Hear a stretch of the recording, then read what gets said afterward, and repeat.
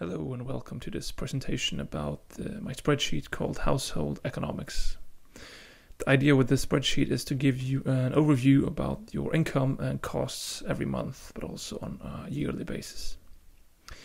If we start with the first tab, the Introduction tab, it gives you an overview of what to expect from each sheet, each tab. You get a small or a short explanation about what the tab or sheet is about and how you can use it. And in the top here you also have an example about what a salary quota is and how to use that. Moving on to the next tab, it's called the Start sheet. Here in the Start sheet you define all the basic input data, and that is the year of the budget or the household economics that you're interested in to use. You define the name of you and your partner, colleague or friend, or whoever you might share the economy with. You can also use some aesthetics and choose the color of your sheet. And then here, the salary quota, that's quite an important part of this sheet. Depending on what you and your partner earns, you might earn less or more than your partner. You might want to use something called a salary quota, which is to say that on a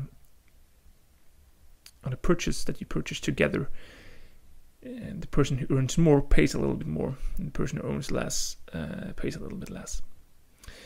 In this salary quota, you can also choose to, of course, to deactivate and just do a 50-50 split of all purchases together.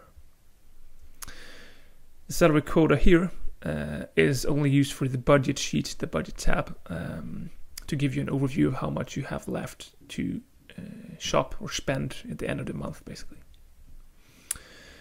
You choose a currency. In this case, it's US dollars. It's only a design feature. It doesn't affect any calculations or such.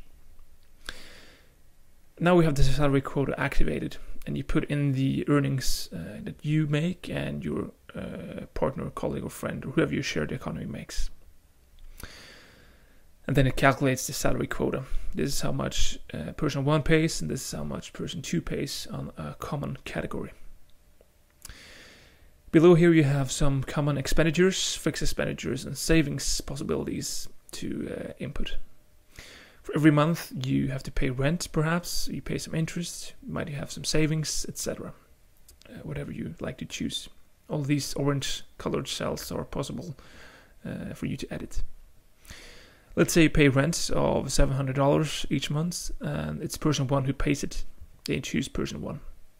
Now this choice here is important because in the end of each month you get a calculation saying how much has person 1 paid and how much has person 2 paid. And you then see how much you should transfer between the two of you.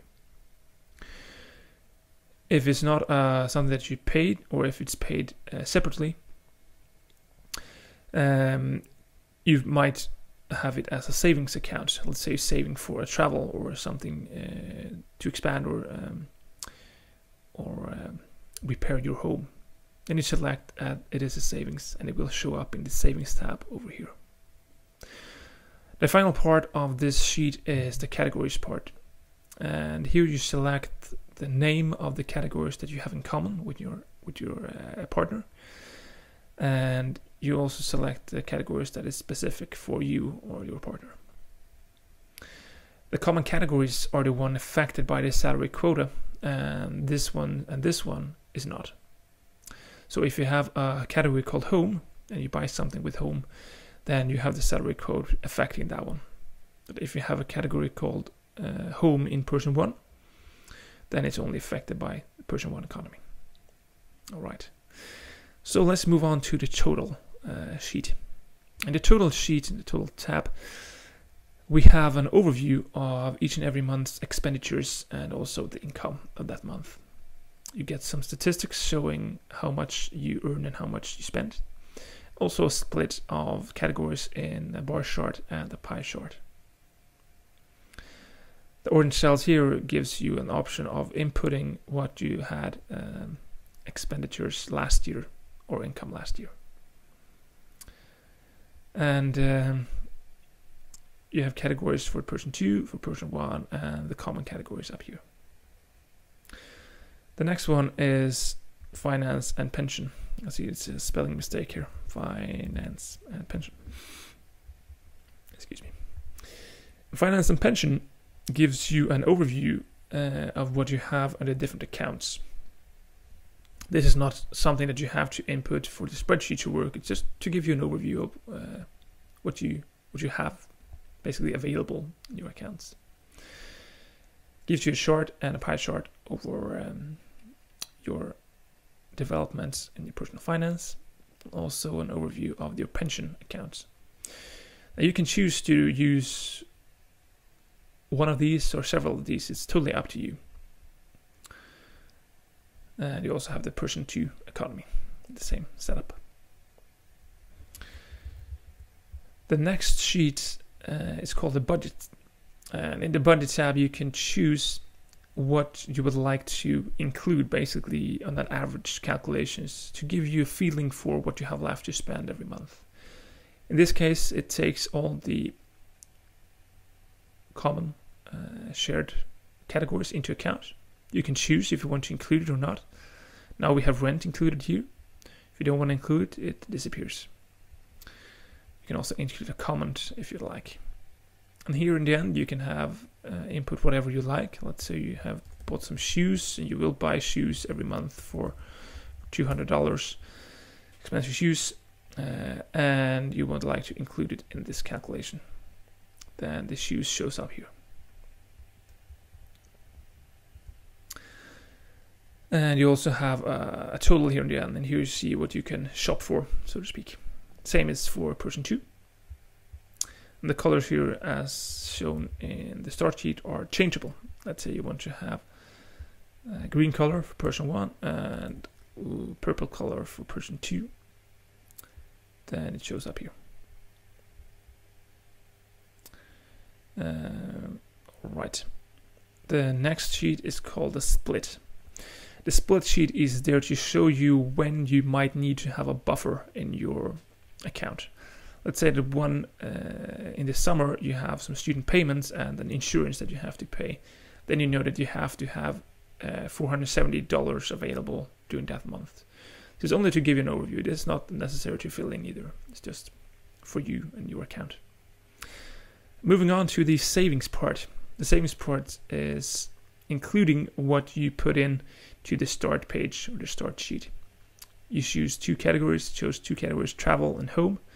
And for every month, it's showing how much you're saving and the total down here. Let's say you actually use 400 here for travel.